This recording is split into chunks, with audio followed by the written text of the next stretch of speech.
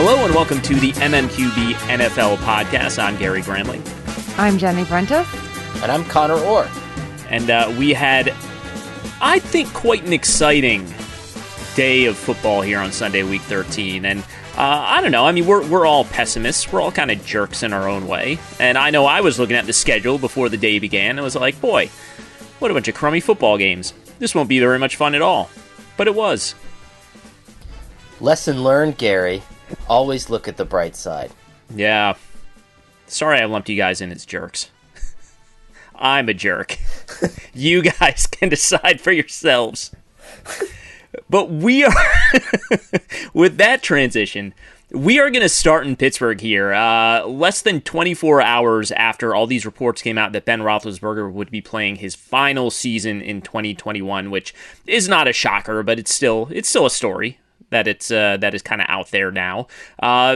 They go and they upset the Ravens in their own building. Classic rivalry game, two teams that know each other well, and sort of a game that played out the same way that these games always seem to play out, right down to the last play.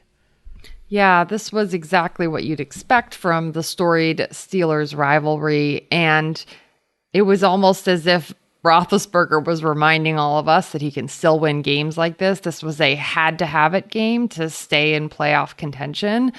They still have a difficult path ahead, the Steelers do, but they were able to pull a win out against a team that was previously the top team in the AFC, at least based on record, and reminded us, okay, they can still make some plays on defense. Big Ben can still make a few throws, and we can't totally count them out this season yet.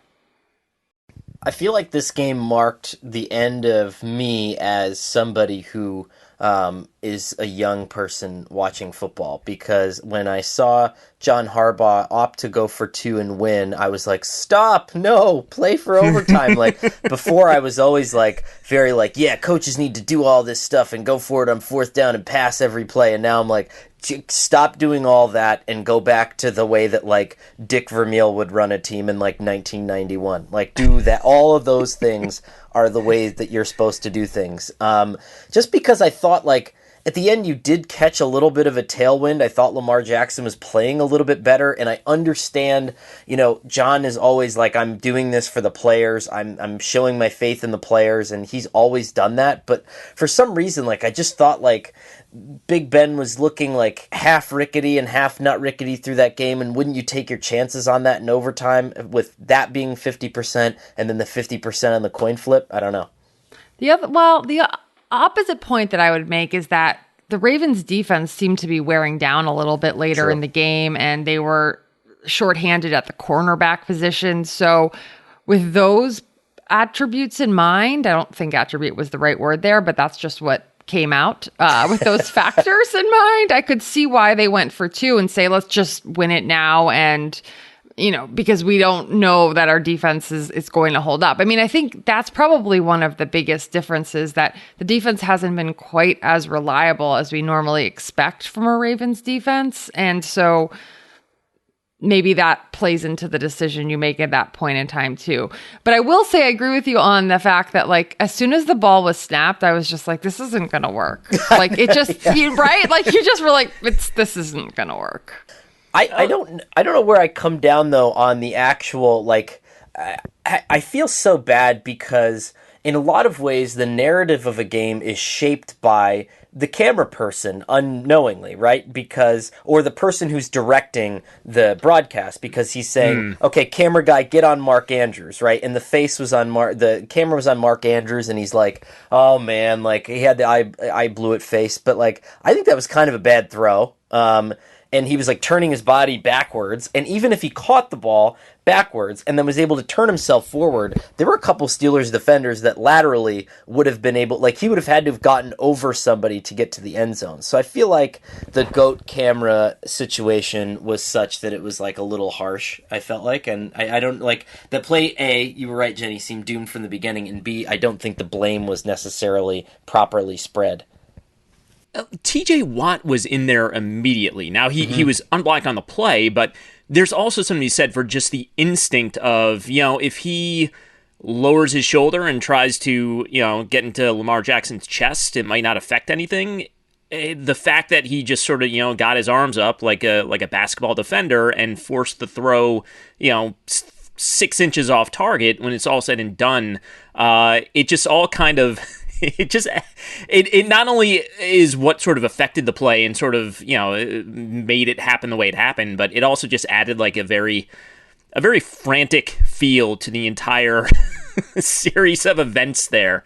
So I don't know. I had no issue, and the thing I call upon, along with the fact, as Jenny mentioned, the Steelers were moving the ball late in the game. I mean, they had 3 longish scoring drives at the end of this game, and when you go back to last year, and I would call this the last sort of classic Ben Roethlisberger performance, they had a comeback win in Baltimore. I want to say it was October. It was first half of the season.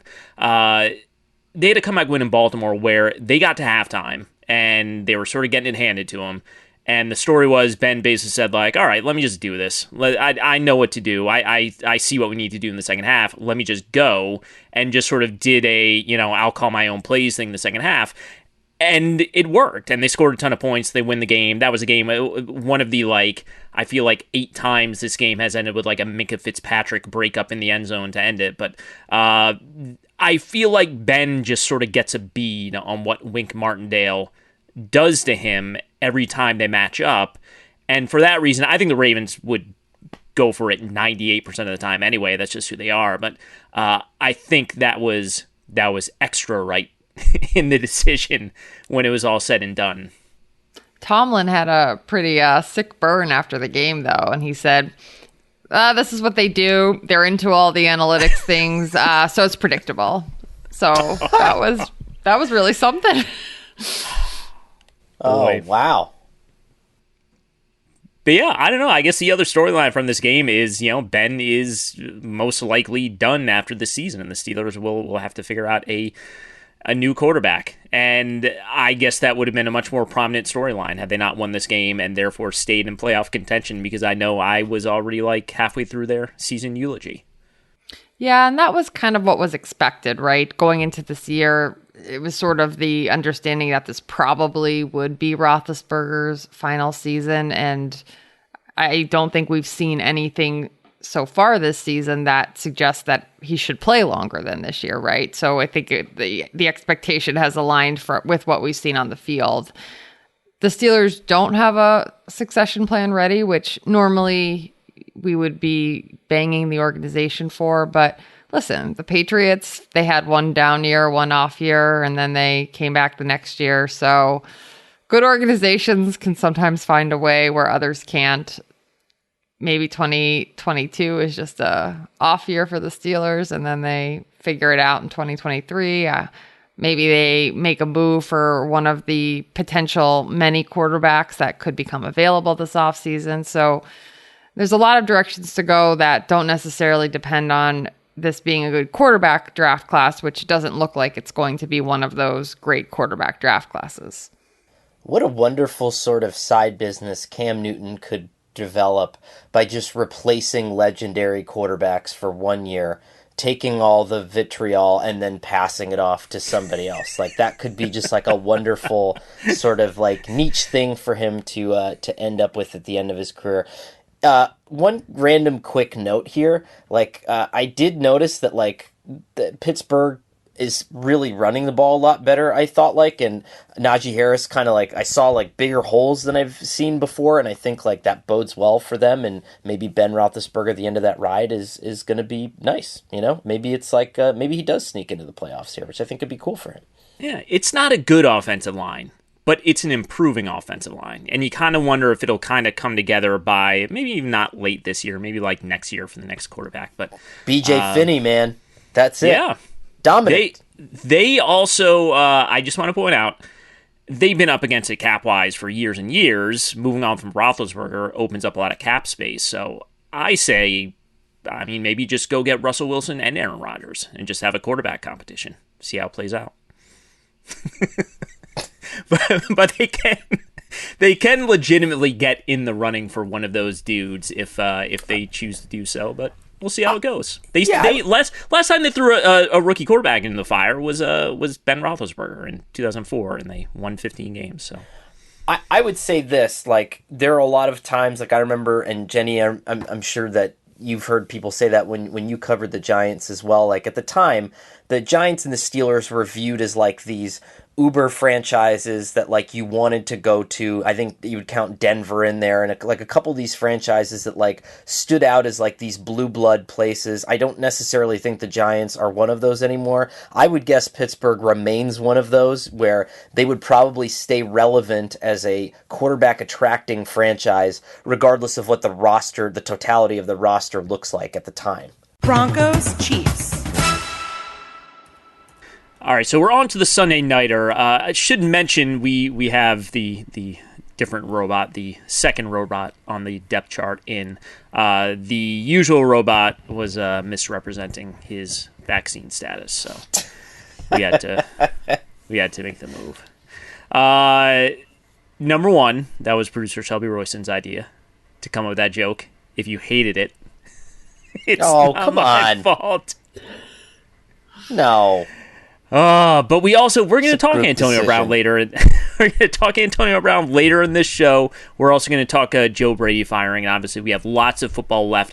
But we will right now dive into the Sunday night game, which was a little bit of a slog, a little bit of a defensive battle here, which I don't know. I don't know what you make of the Chiefs right now. They're playing better defensively. They are still not there offensively.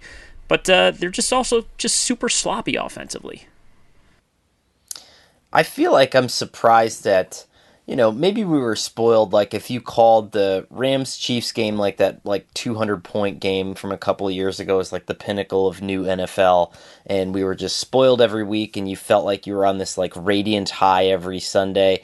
This, in comparison, is like just only being allowed to eat like the yuckiest cold medicine all the time, and this is sort of like, we're definitely on the downslope of that. Like, everybody's kind of caught up to everything that most people are doing, and then you kind of get these just like oat bran salad games every week, it seems like. And we're spoiled. We had some good stuff this week, but this was not pleasing to the palate.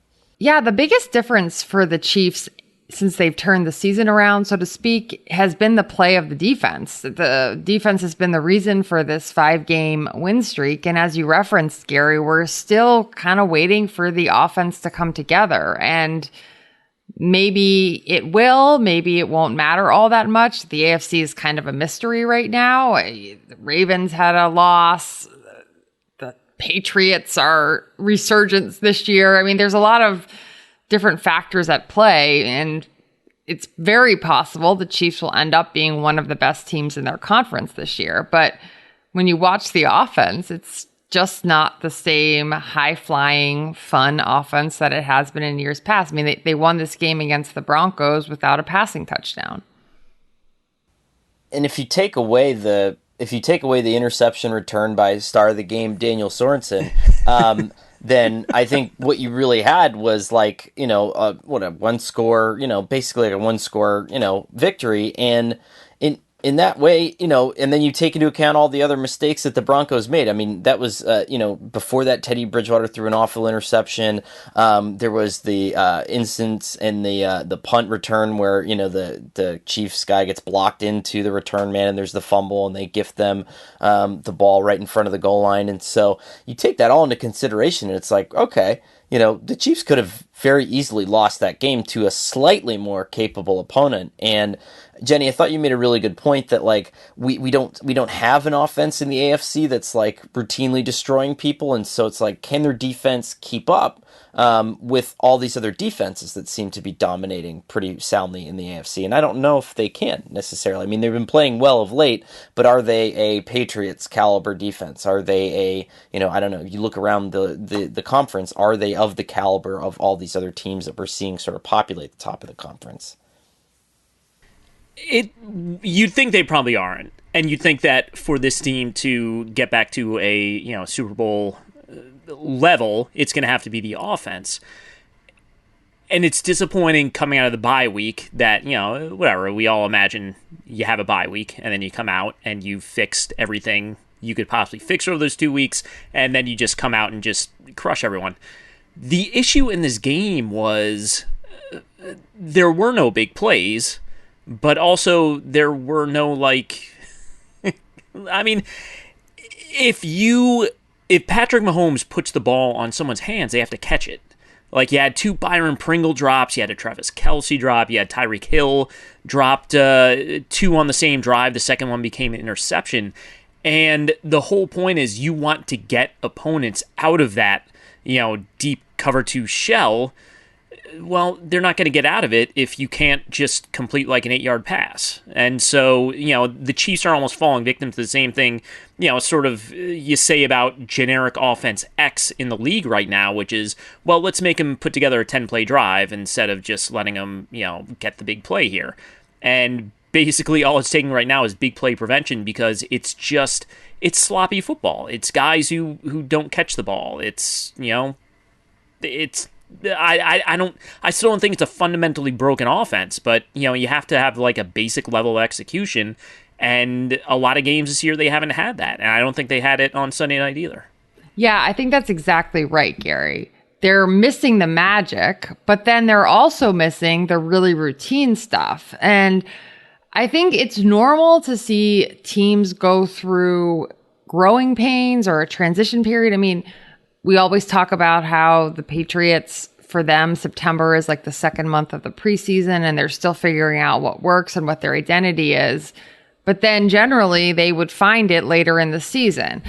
And I think that's because if you have to have the ability to do some of these routine things well. You have to have the ability to execute simple plays, bread and butter type plays. And I think that's what's missing for the Chiefs. And it kind of goes back to a theme that we've been talking about all season, is that if you become so good at the magic stuff that the magic stuff feels routine, then do you stop practicing actually the routine stuff? And then where does that leave you? And I too, Gary, thought they'd come out of the bye week maybe having worked on that a little bit.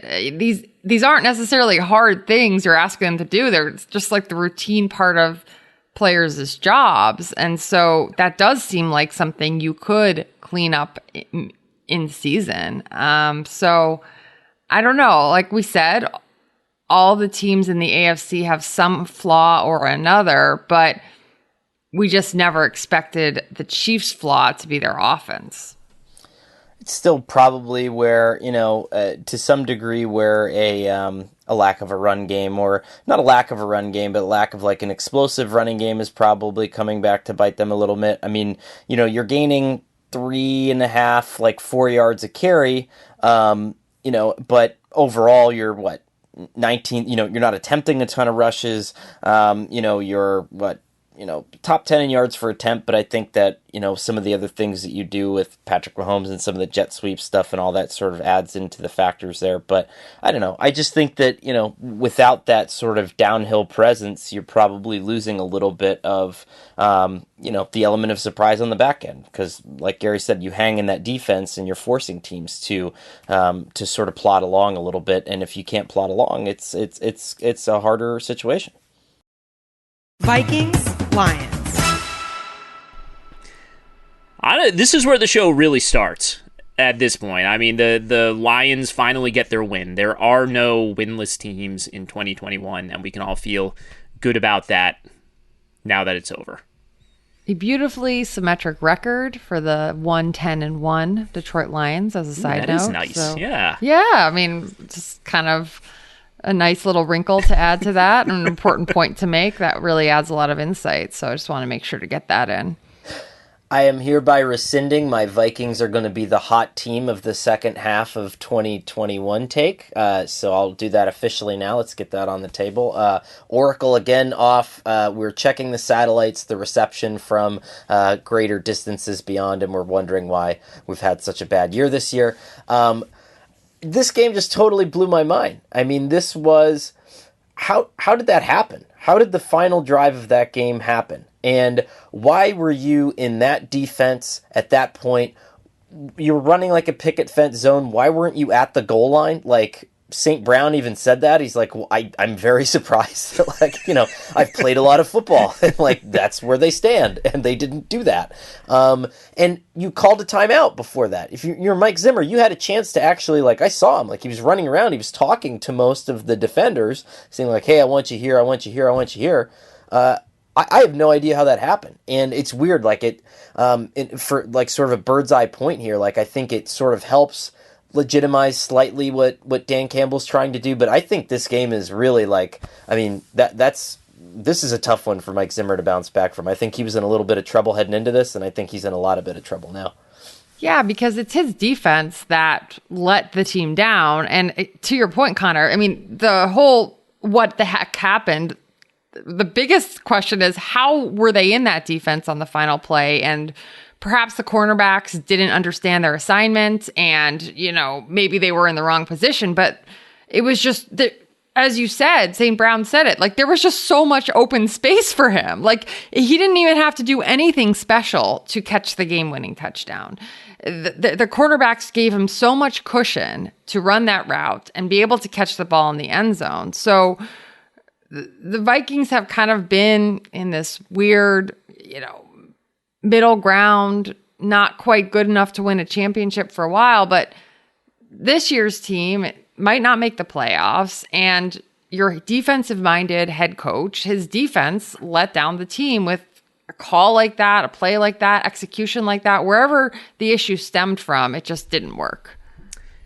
It was weird. Xavier Woods, the safety, looked just completely lost on that play. It turned into like a 10-man defense at that point. And Cam Dantzler, I mean, he's playing outside leverage, and maybe he was just really worried about giving that up. But boy, was Jared Goff gonna, zip like a laser to the boundary to beat you, or was he gonna drop one in? Especially with those receivers, if he drops one in on the back line, it's just like, oh well, that's life. But man, it was.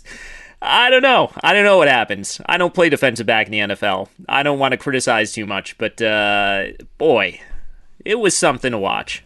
It's almost like the call that you would make, and I hate to make this analogy, but like, when you were a kid and you were playing like Madden, and you would be like, okay, like I need to get to the 10-yard line, so let's run the play where everybody runs to the 10-yard line and just stops and turns around, and one of them will be open, and like, that's kind of what happened. And like, to your point, this is not a replacement level receiving core even. And even before the snap, the color analyst, I forget who it was for the game, was saying like, well, you're basically just kind of trying to see where TJ Hawkinson's going. Like, that's your guy. That's who you're keyed on. And, I get it that everybody there is a professional person and they're paid and they can all catch a ball when they need to. But like, the biggest threat there to you offensively is TJ Hawkinson. Like, there's no way that you shouldn't be able to neutralize this receiving core.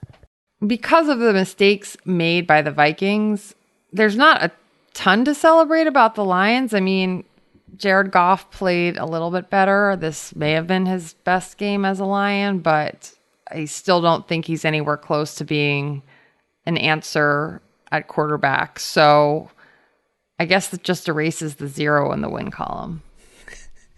I still say the Lions would beat the Jaguars by 2 touchdowns and would beat the Texans by 3 touchdowns right now. They're not the worst team in football. They're a bad football team, but they're not as bad as those 2 teams. 49ers, Seahawks. Oh, Connor, the Vikings are still kind of in it at this point because no one seems terribly interested in grabbing that, the 6th or the 7th seed in the NFC, quite frankly. Vikings are still a game out with a somewhat soft schedule the rest of the way.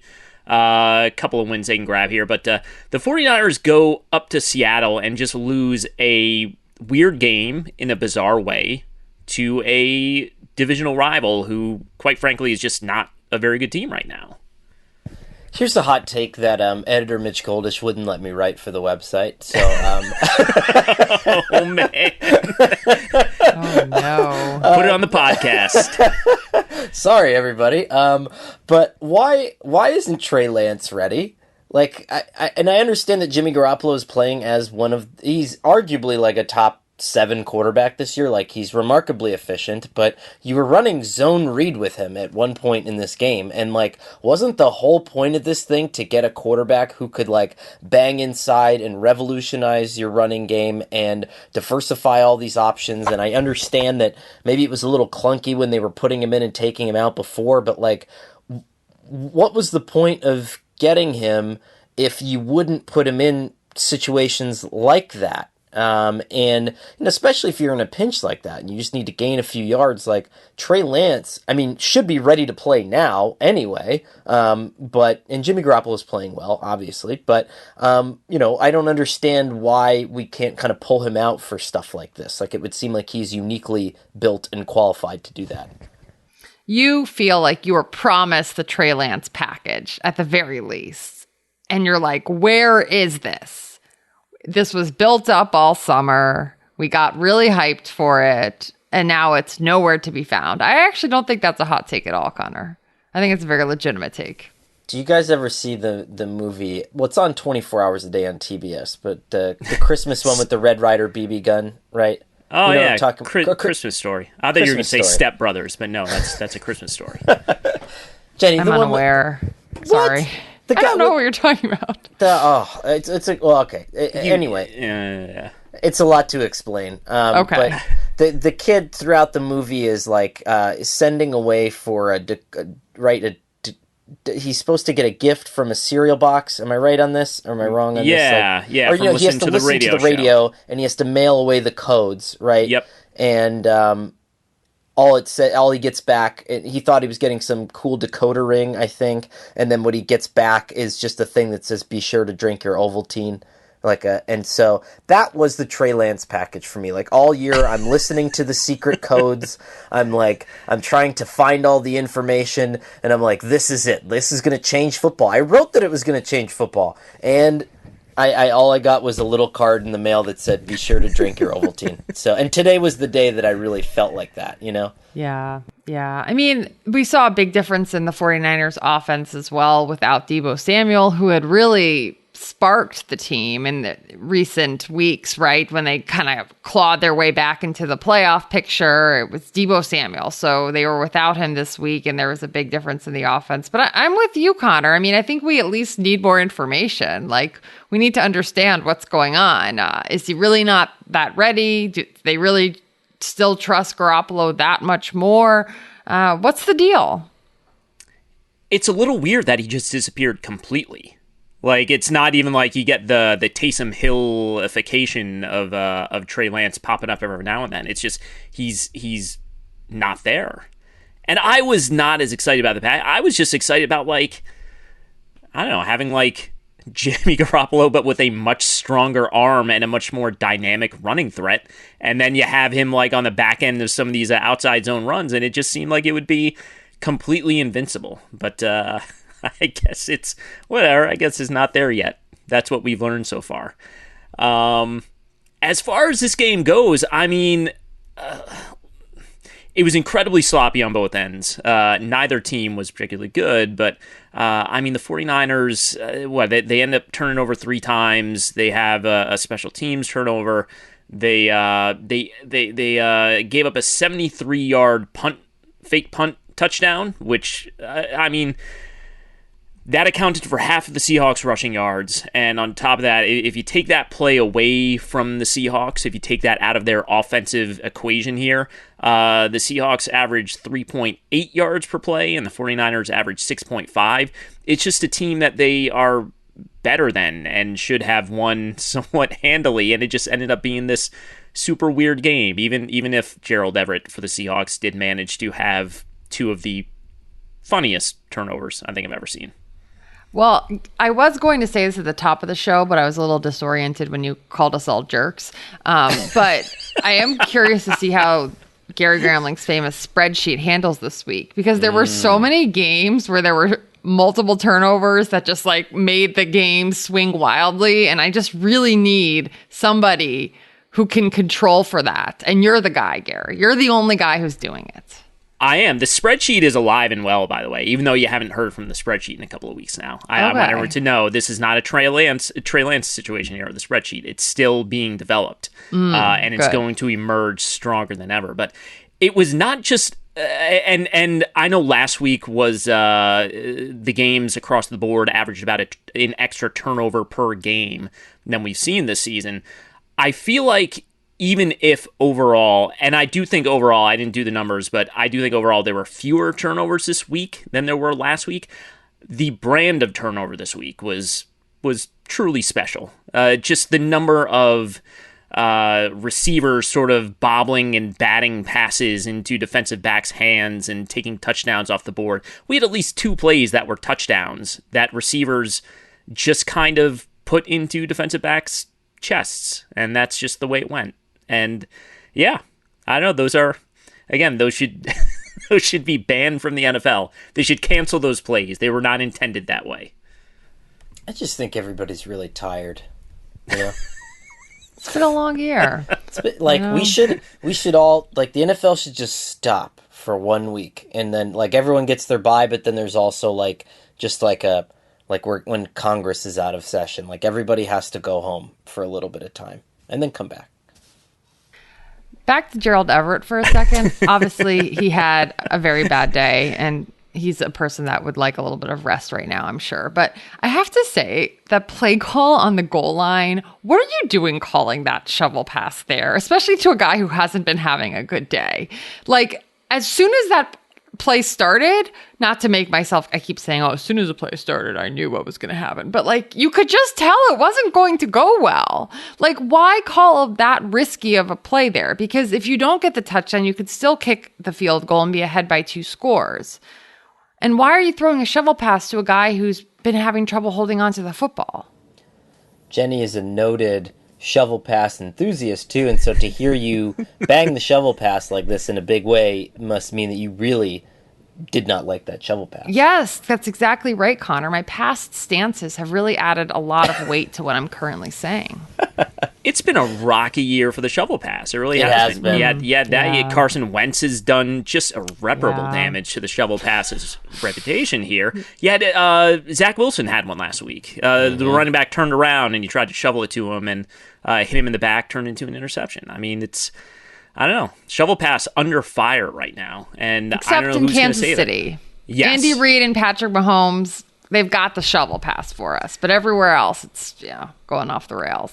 So Gerald Everett lost 2 fumbles, including that one. He had the this won't show up in the box score, but he had the play where it was a walk-in touchdown from like the 3-yard line, and he just bobbled it and kicked it, and it turned into an interception.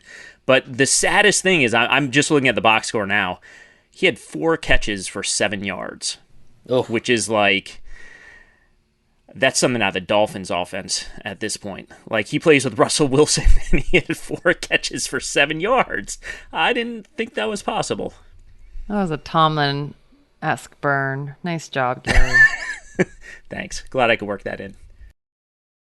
Chargers, Bengals.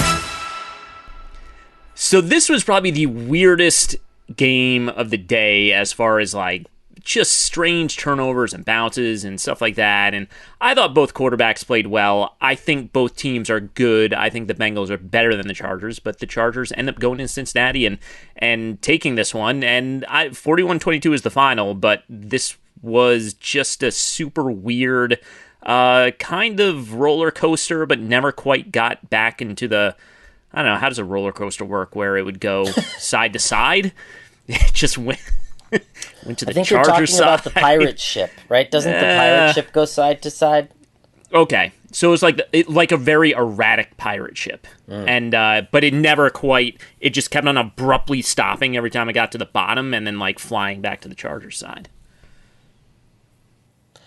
Interesting game for Justin Herbert. I thought sort of a bounce back performance there, and almost like some Josh Allen-y kind of stuff. Like I for some reason like saw him like just be a little bit more unafraid to like leave the pocket and gun the ball into tight spaces where instead of whereas before it was almost like waiting for rightfully so like the read to develop and allowing the play to blossom. It seems like he's making some more things happen, which I think is kind of interesting.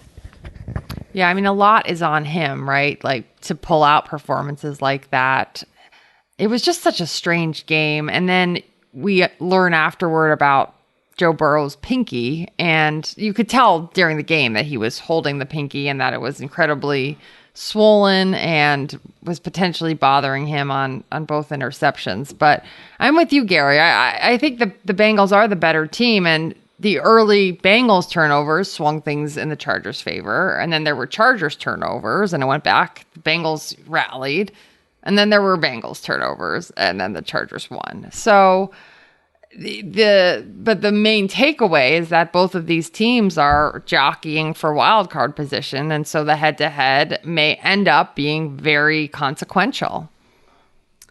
It was just, when they showed Joe Burrow on the sideline after he had first hit the pinky, and he's throwing and just like screams in agony, and it's just like, oh boy, this probably isn't going to work out. But he played, and he played. Again, I thought both quarterbacks played pretty well. It's really interesting to watch the Chargers playing with the lead because they don't really have that run game to kind of regulate what they do. Not that I wanted to see them run it like 60 times after taking an early lead, but, it would be nice to be able to fall back on that just a little bit instead of just asking Justin Herbert to kind of do everything that you have to do. But it was just, again, Austin Eckler loses 2 fumbles. That's super weird. Jamar Chase essentially had a touchdown and just bobbled the ball, and it turned into an interception. And then the weirdest play of the game is the Joe Mixon fumble, because he just kind of he was running with the ball, and it looked like he forgot he was carrying a football and just sort of dropped it.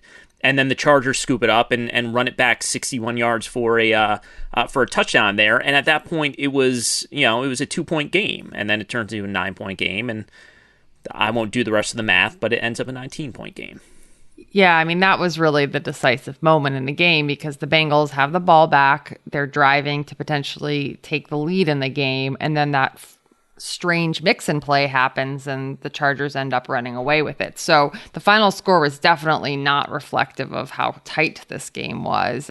But for all of the weird circumstances of this game, it's definitely a matchup that I would very much so want to watch again, which can't be said for many of the matchups of this weekend.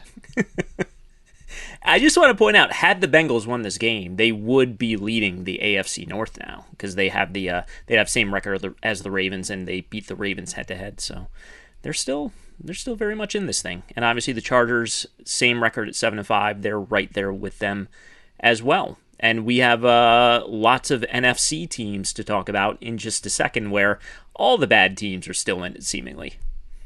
Washington Raiders.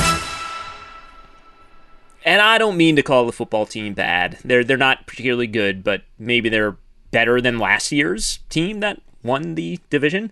But they're sitting at 6-6 now, and they are within the NFC playoff picture after going to Las Vegas and beating the Raiders in kind of a mini upset here. And I guess the impressive thing about this team is they had so many meltdowns early in the year defensively. They had so many busted coverages.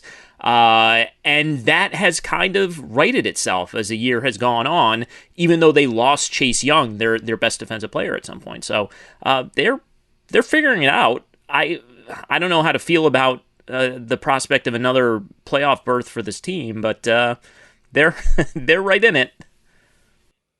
I mean, they're not a team that I would want to keep watching a lot of, but I will say this was like a somewhat impressive win because they played on Monday nights and then they play on a short week, 6 days across the country. Anytime a team does that, I think it's pretty impressive. And they beat 2 teams that, okay, the Seahawks are not at their best right now, but they still have Russell Wilson, and then they travel and they beat Derek Carr. So, hey, I think this was, not too shabby of a win for the football team. I think if you were like a scout in like the 1960s and you just like went to some out of the way school to look at Taylor Heineke, you would have like freaked out and like immediately signed him to like a 100-year contract. I don't know, like he just is like very fun to watch, and it's one of those weird things where you watch Taylor Heineke, and if you block out the score with your hand and you block out like all indicators of what's actually happening on the game, you're like, God, that guy must have like 400 passing yards and 6 touchdowns, and like he's always just doing something. And then all of a sudden you look and it's 9-6 deep in the fourth quarter. But yeah, I mean, to Jenny's point, this is just like you hope that they don't go much further, because it's just not good for us in terms of people enjoying the game and liking to watch good football. But good for them, you know. This is a thing that they're making happen, you know.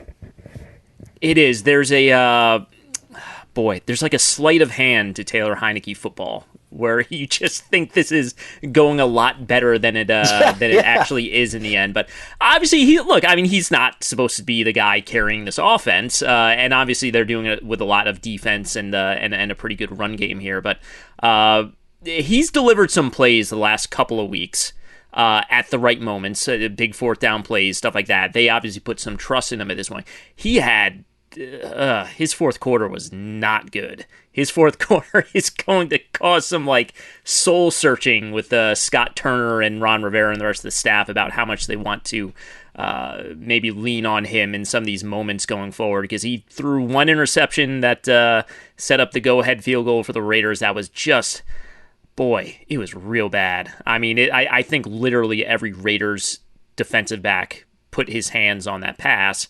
And then he threw one in the fourth quarter that Trevon Mayrig, like, he has to catch that ball. It's in his hands.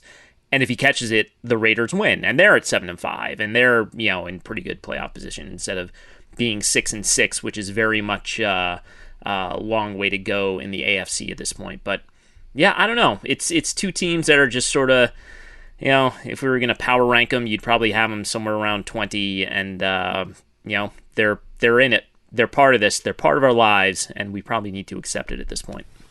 Adding to your point about the sleight of hand is that this will go down as Heineke led them to a game-winning field goal. Like, it was a game-winning fourth quarter drive, but it very easily should have been a game-ending interception. Yeah, and right after that, they went to I feel like every coach has like the emergency playbook that Matt Nagy used to always go with when he had Mitchell Trubisky at quarterback, where it's just like, oh my God, nothing in front of the line of scrimmage, and what are we, 3rd and 7? Just run it. Like, let's just get out of here, because we don't know where this ball is going to end up if we call any sort of traditional pass concept here. It's just so fun. Like, there was I think it was in the fourth quarter, like, and he just like picked up a first down on the ground and like slid like a child, like going down like a sled hill, and then just got up, and I'm gonna ruin the broadcast because I can't move my hand, but he had both hands and he was like going like this, and like I was like, like if like a casual like a lay football fan just logged on to this game, he would just be like, who the hell is this person and what is he doing? And I think that's the greatest credit to it. You said it best, Gary. The slogan should be Washington Football Team 2021. Accept it. Eagles, Jets. All right, and the Eagles, 1 week after a disappointing loss to the Giants, they're in East Rutherford here with the Jets. Gardner Minshew under center, no Jalen Hurts in this one, and I don't know, they kind of do to the Jets what people tend to do to the Jets, which is, they sort of moved the ball at will in the first half, got a lead, and just sort of held on to it there.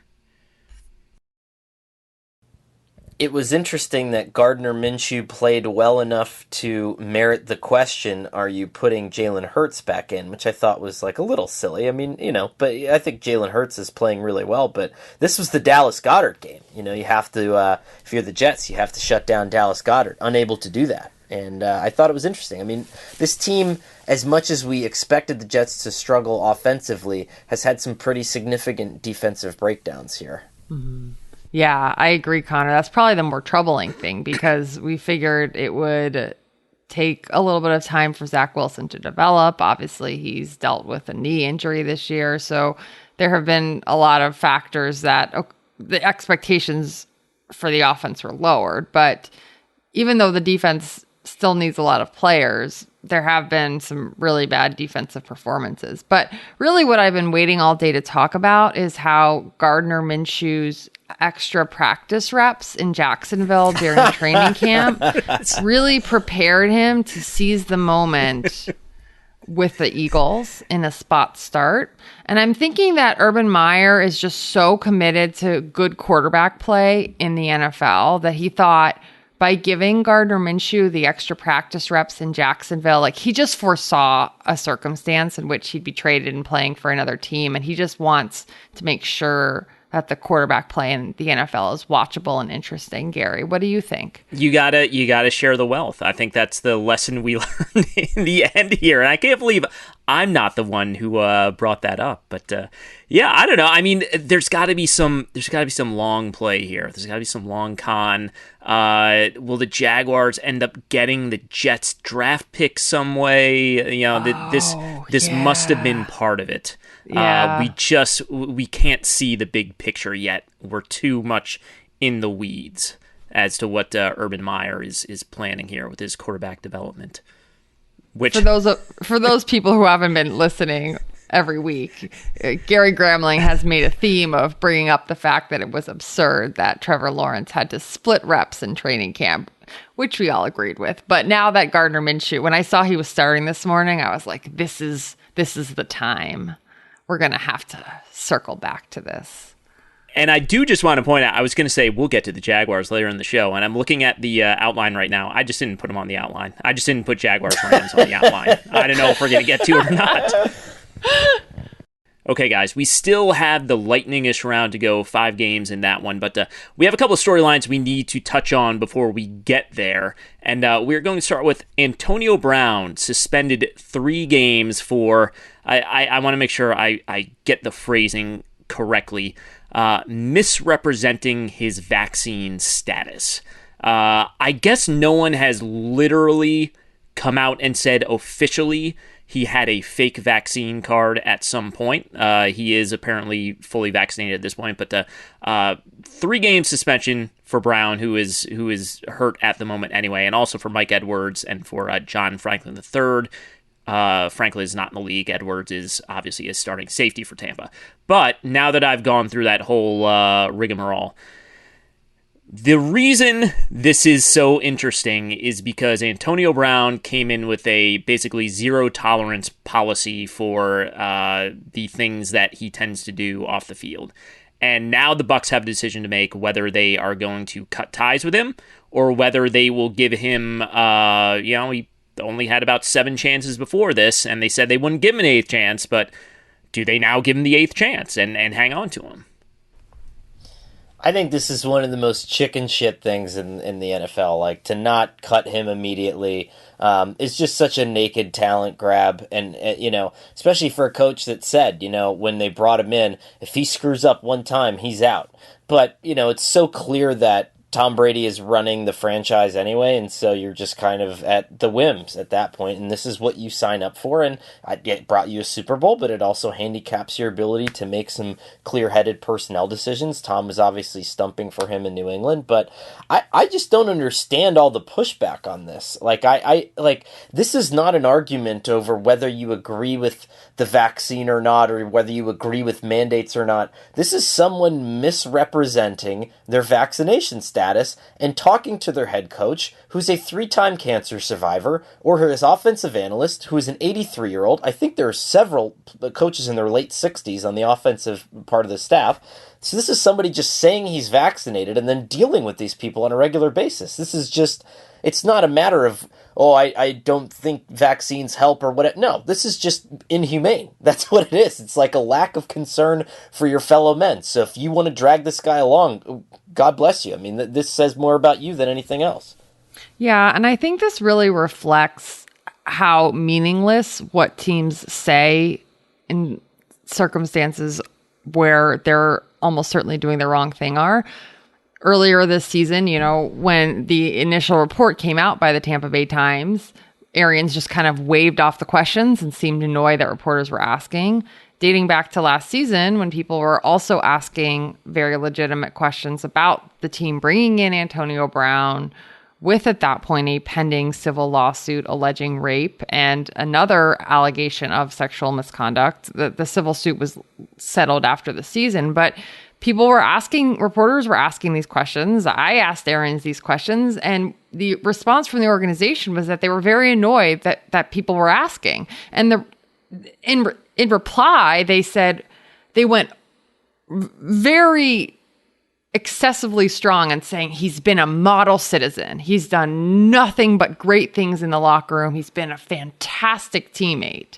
So it's like, okay, that is not an answer to the question, but if that's your reason for keeping him around, then it's like, okay, well, this is not being a model citizen. This is not being a good teammate. You are putting people around you at risk by misrepresenting things. So it just is another example of a team basically just doing what it wants to do and using flimsy reasoning for doing so. And yeah, kind of at the core of all of this is just this constant enablement of Antonio Brown. And look, that's the way it is with talented people in the world. I mean, if you're a really good football player, people will make excuses for you, but it's reached cartoonish levels here. And I mean, a day before the suspension is announced, he's on a teammate's podcast, and they're talking about how unfairly he's been treated, and this vaccination card thing comes out, and it turns out that you have to deal with this, narrative takes hold, and like now you have to deal with it, and Antonio Brown says, oh, in this country you're supposed to be innocent until you're proven guilty and all this stuff. This is 24 hours before this suspension is announced, and just everyone is tripping over themselves to make excuses for the guy, and it's kind of like, I guess you shouldn't be shocked that you've basically helped make him into the person he now is, who does the things he does, and basically does not have to show any contrition whatsoever for the mistakes he makes. So that's just kind of where they are. And as far as the football team goes, I mean, I don't know. You move on from Antonio Brown. Can you figure out how to have a good offense with merely the greatest quarterback of all time, a top 5 offensive line, 2 all-pro receivers, and a Hall of Fame tight end? I mean, can you scrape together those underdogs and make it work? That's the question they're facing. Running back. Yeah. One just has to wonder how Chris Collinsworth will adjust now. Instead of talking about Antonio Brown's $1 million smile, will we now say like, all the things in the past plus a felony-level forgery, but great catch in the slot, first down, Tampa Bay. The other off-field story here, Joe Brady, Panthers offense coordinator, kind of a hot name as recently as last offseason. Quite frankly, a hot name as recently as September. Joe Brady fired by the Panthers here. Kind of surprising. I mean, we've been sort of on Panthers coaching staff watch, but this came out of nowhere a little bit.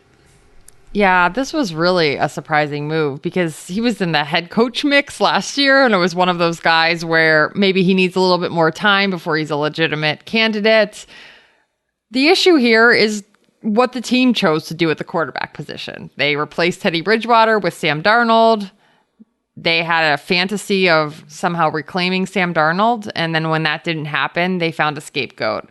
I think it's a little bit unfair unless there's more to the story that we don't know, but you can't always work miracles with the quarterback if they're not able to do the things you need them to do, or if there's something in them that just can't be fixed, right? And I think it's a little similar, I have to say, to the Lions, and, not to, whatever they won today, that's great, but you take play calling away from your offensive coordinator because Jared Goff, who's kind of a throw-in with the Matthew Stafford trade, is not playing up to standards. And it's like, well, what did you expect, though, right? It's not the offensive coordinator. It's just the quarterback.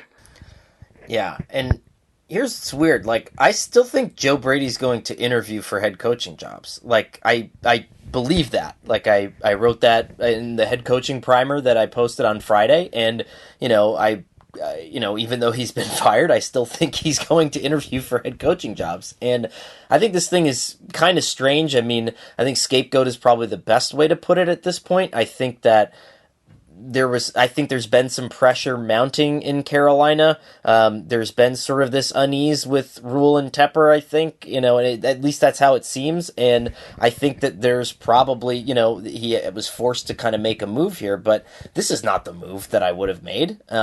You had, as limited as Sam Darnold is as a player, he had him playing fairly well. You had him 3-0, and then you also won a game with Cam Newton, and you had him for like 6 days. So I don't think that the offense is necessarily the issue here. I think, like, for example, as Teddy Bridgewater revealed on his way out, you not practicing red zone. Maybe that is the problem, or maybe some of those general things that you are still failing to do as a head coach.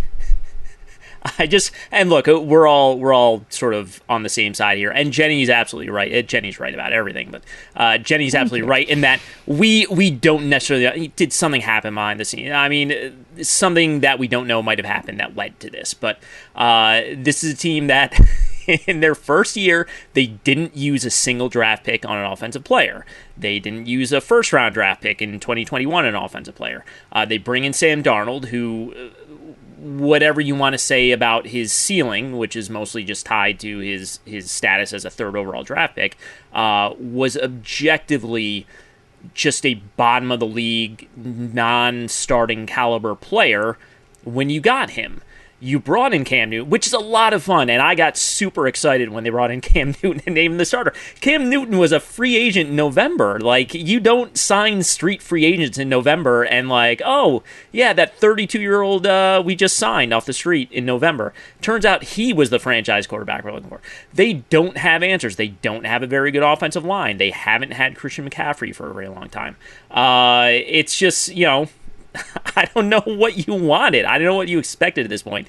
And to me, it smells a lot like when the Jaguars scapegoated Nathaniel Hackett less than a year after Nathaniel Hackett. And if you ever want to see, when we talk about coaches who scheme up players and sort of lift the offense. Go back and watch what Blake Bortles did to the Steelers in the playoffs back in the 2017 season. I mean, he did that, and less than a year later was out because he couldn't, get Blake Bortles playing at an MVP level or whatever they decided was going to be the answer in Jacksonville. So they fire Nathaniel Hackett, and now Nathaniel Hackett is rightly, he's helped lead this Aaron Rodgers reclamation project in Green Bay, where he's gone back to MVP level, and the Jaguars are sitting there with, Urban Meyer and friends for their coaching staff. So I don't know where this ends for the Panthers. This just seems like a really strange and short-sighted move, and I don't even know what the short-term answer is at this point. Hackett, along with Joe Brady, will probably be interviewing for head coaching jobs in a few weeks. All right, it is time for the lightning-ish round. 5 games to go, and we're starting with another weird one. Cardinals, Bears. So this game was the return of Kyler Murray and DeAndre Hopkins, and lots of excitement about that. And it was kind of like, Soldier Field, tough place to play in December, and it was a rainy day, and kind of an intriguing matchup. Obviously, the Cardinals are much better than the Bears, but this just turned into the Bears just kept on batting. Their receivers just kept on batting passes into the arms of Cardinals defensive backs, and the Cardinals ended up putting together their scoring drives. In this game went 28-yard touchdown drive, 15-yard touchdown drive, 74-yard touchdown drive at the end of the first half. Then the second half, they had there's a 12-yard touchdown drive, a 21-yard field goal drive. So it was just kind of, Kyler Murray ends up throwing 15 passes. It was just sort of like, hey, Kyler's back. Let's let him ease into this thing. Let's give him some short fields here and just make sure he's comfortable with what he's doing, which was thoughtful, I guess. Gary, when you said to intro this that people were saying it was an intriguing matchup, who was saying that out of curiosity? I kind of mumbled it. Or was that just something that you thought? Yeah. I mumbled it to my family over breakfast to see if anyone was paying attention. Gary's kids are just like, ignoring dad and saying, Cardinals Bears should be good today. Family. I guess we were all waiting for the return of Kyler Murray. I guess that part was intriguing. That's true. It had been a while. Strange things happen in Soldier Field in December. It could have been challenging. And look, this is the Cardinals were, the Bears were moving the ball on the second drive. Cole Kmet made a play that you just rarely see. It was a third down throw and catch, and he managed to, instead of catching it, kind of just scoop it over his head into Budda Baker's arms, who then ran it 76 yards the other way. But I don't know. I mean, it was just like the Bears were not terribly interested in winning this game. I will say, Matt Nagy punting on 4th and 2 in Cardinals territory, down 2 touchdowns at the end of the first half was fairly stunning for a guy who I'm not sure what he's waiting for at this point. Like there's like we'll get him next week or next job you have. I don't know. I don't know. It was such a weird white flag to wave at a time when they were actually running the ball fairly well today. They were having success running the ball on the Bears. They get into 4th and short in Cardinals territory, and they're just like, let's play some field position here in the final minute. An unfortunate week for those who declared the Bears' Thanksgiving win over the Lions as a statement win for Matt Nagy and crew.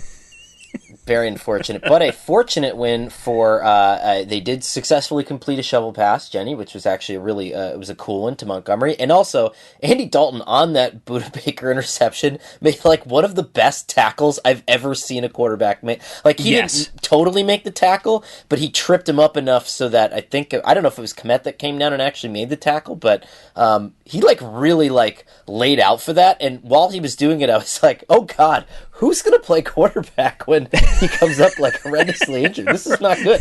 Do they? I know I asked this earlier, and it's pathetic for someone who covers the NFL professionally to not know this. Is Nick Foles the backup? Is he still on that team? Who would be the backup? Justin Fields was not dressed today. One would assume it's Nick Foles. Yeah. Right? Man. Not a lot of airtime for Nick Foles, though. That would be something. Yeah, it was a really impressive open field tackle. Justin Herbert had one too, but you expect that from Justin Herbert. But the other thing that was cool about the Andy Dalton open field tackle is, I will not date myself too much, when I was a very, very small child, perhaps an infant, there was an Atari football game where what you could do if the other guy was running, it's a side-scrolling game. If you're running this way and you're not going to catch him, you could run the opposite way out the screen and show up in front of the dude. So there was a sense of that with Andy Dalton, who suddenly showed up on the 12-yard line to make the tackle. Cool. And it's like, oh, where were you the whole time?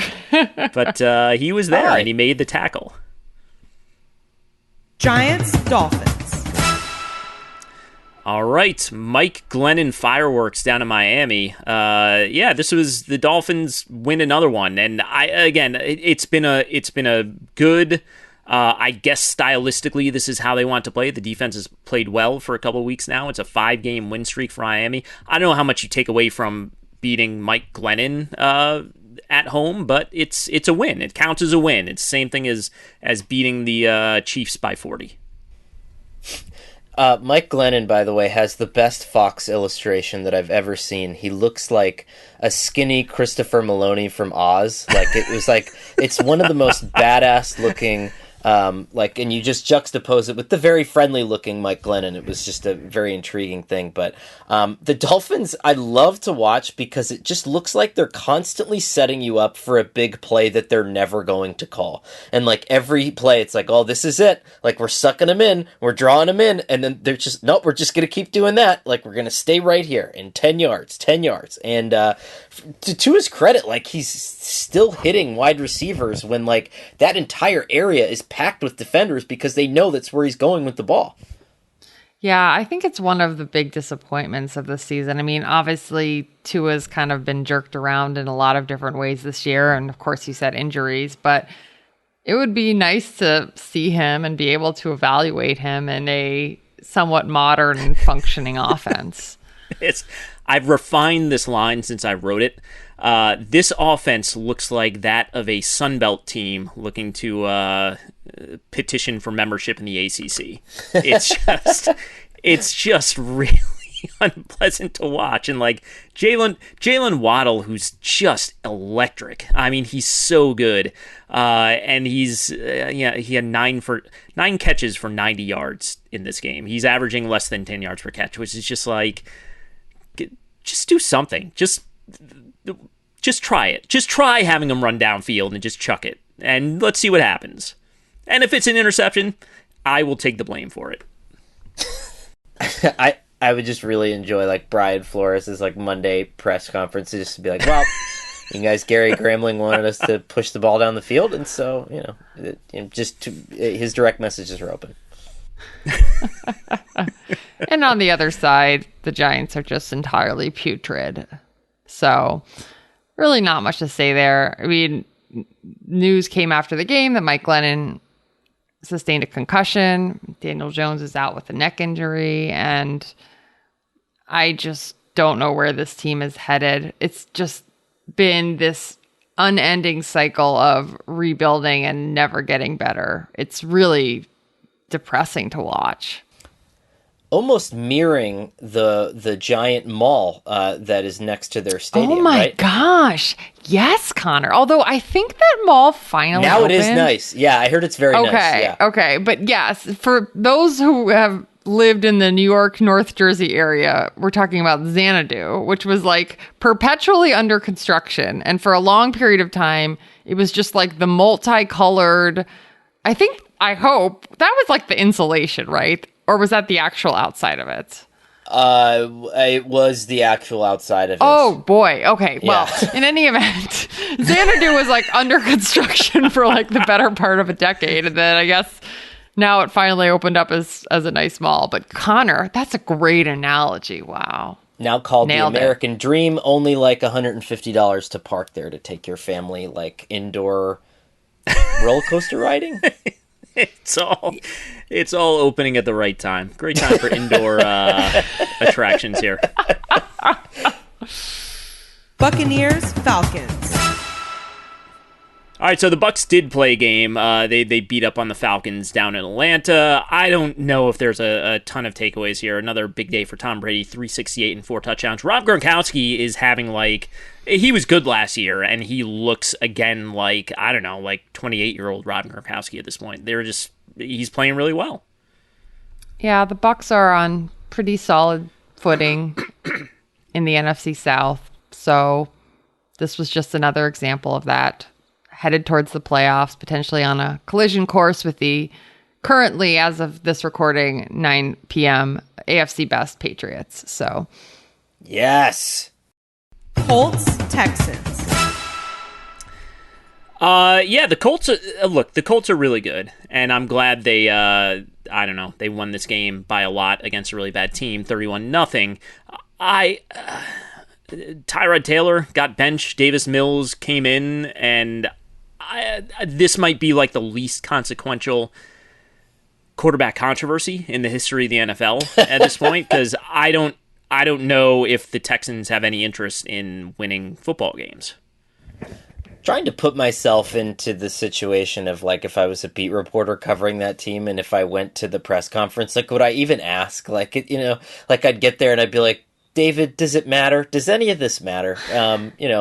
But I don't know. Like I kind of like the idea of like David Culley at this point just being like, what's the movie where the child gets to manage the Cubs or the Twins? Little Big League. Oh, Little Big League, which is much better than the Cubs one, where he Rookie of the Year. Yeah. Yeah, I just kind of like the idea of it being like Little Big League at this point, only instead of you being like a child managing the Twins, it's like you're a guy that knows you're not probably coming back next year and you're just going to like freewheelingly bench and like, and do whatever you want. Cause it's like, hey, nobody's taking the key card away. I can do whatever I want. That would be a great reboot for that title. Jaguars, Rams. All right, some might call this the forgotten game, but it did make it. It did make it into the show. It made it into the show after all. I had no idea what you take away from the Rams in this one, other than look, it's good that, I mean, if this game was a dogfight, we'd be like, oh gosh, the Rams, like time to I don't know, pack up the tents. Is that an analogy? Is that a saying? And get ready for 2022. But yeah, they just sort of did what they wanted to do against the Jaguars here, 37-7 win, and Jacksonville just continues to be pretty much non-competitive in road games here. Yeah, I mean, the Rams really needed to play the Jaguars this week. They needed one of these games where they could build a little confidence and feel good about things. But now, they face the Cardinals next week, so it's back to the reality of the NFC West.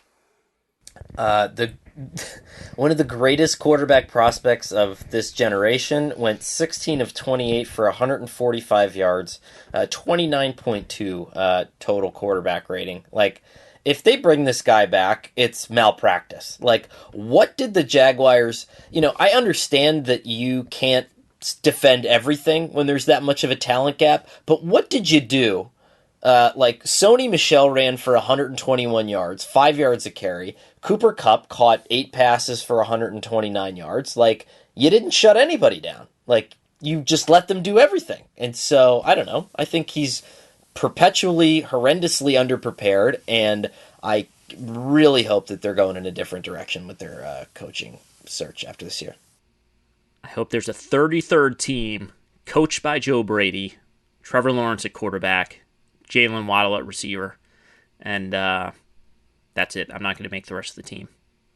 Just those three. The MMQB NFL podcast is Jenny Vrentis, Connor Orr, and me, Gary Gramling. We are produced by Shelby Royston. SI's executive producer of podcasts is Scott Brody, and our senior podcast producer is Dan Bloom. Mark Moravik is emeritus editor of the MMQB, and Andy Benoit is the founder of the MMQB NFL podcast. Be sure to subscribe to this feed on Apple Podcasts, and once you do, please leave a rating and review because it really does help other people find the show, which is also available on Spotify, Stitcher, SI.com, and wherever else you listen to podcasts.